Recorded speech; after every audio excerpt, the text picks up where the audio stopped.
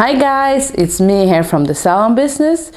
I thought today we would talk about something else than online customer branding and stuff, more of the stuff that you see every day. So I thought I would send you off on a salon tour, a behind the scenes salon tour, so that you can see what we do when we do not cut hair.